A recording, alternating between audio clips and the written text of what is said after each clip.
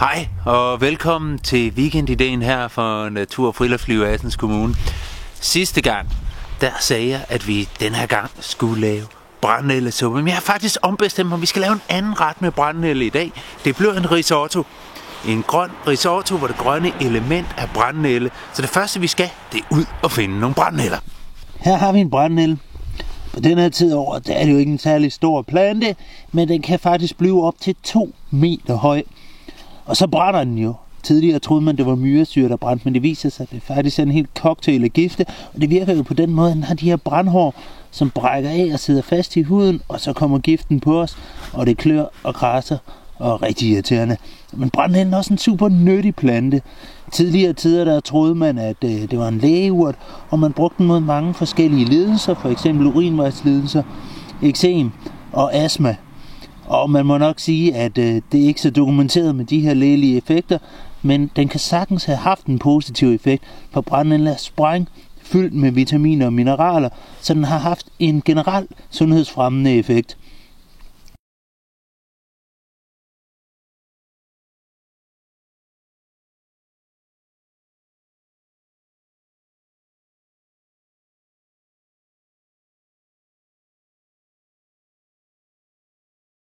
Man kan selvfølgelig bruge en terning, men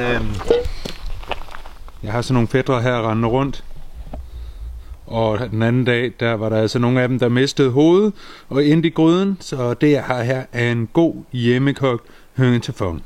Men lad os komme i gang. Gryden på.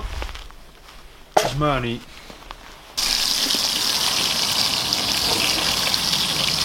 Løgn i. Der er lige svitses blanke. Det kan godt gå rigtig hurtigt på trænke, for den bliver meget varm. Til de svitsede løg tilsættes vores korn. Det får lige lov at svitse med et par minutter. Nu er vi klar til at begynde at tilsætte vores hønsebouillon. Og man tilsætter jo lidt ad gangen, når man laver risotto, eller i det her tilfælde kornotto.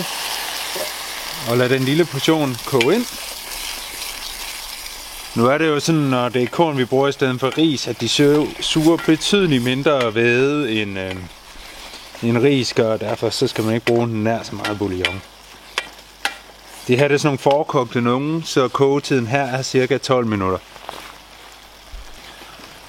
Nu er den første portion bouillon ved at være kogt ind, og vi tilsætter en lille chat mere. Og så bliver man jo ved, indtil at kornene er møre. Mens vores korn står her bagved at koge færdig, så kan vi lige ordne brændenælderne. Jeg har selvfølgelig skyllet dem. Der er bare det ved det, at kogte brændenælder godt kan have sådan lidt træls fornemmelse i munden, synes jeg i hvert fald. Og derfor har jeg tænkt mig at gøre det her. Putter dem op i gryden her. Det der er ikke en brændenælde. Så putter jeg en lille smule af den kogende bouillon på. En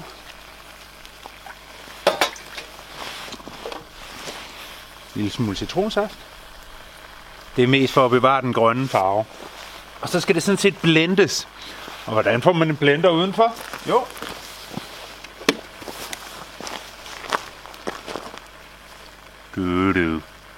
Den her.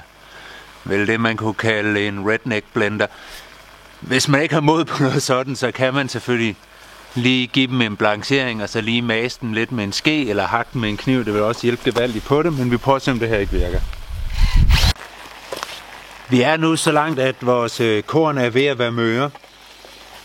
Så her på den sidste omgang af vores bouillon, der bruger jeg vores grønne brændenælde bouillon, som jo er blendet med en lille smule af hønsebouillon og så lidt citronsaft, for det giver vores kornotto den flotte grønne farve.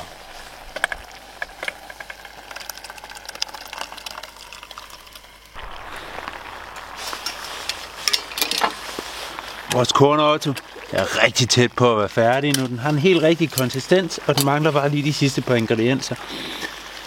Der er kyllingekød, som jo er noget af det kogte kød for den kylling, jeg har lavet formen på.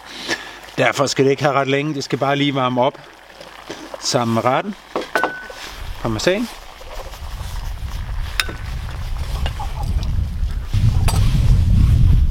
lille strejf af citronsaft.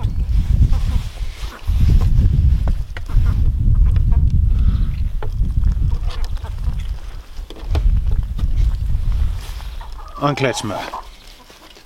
Når smøret er smeltet, er retten færdig. Så, nu er vores ret sådan set færdig, men vi pynter lige med et par spæde skud af skvalderkål. En lille smule revet citronskal.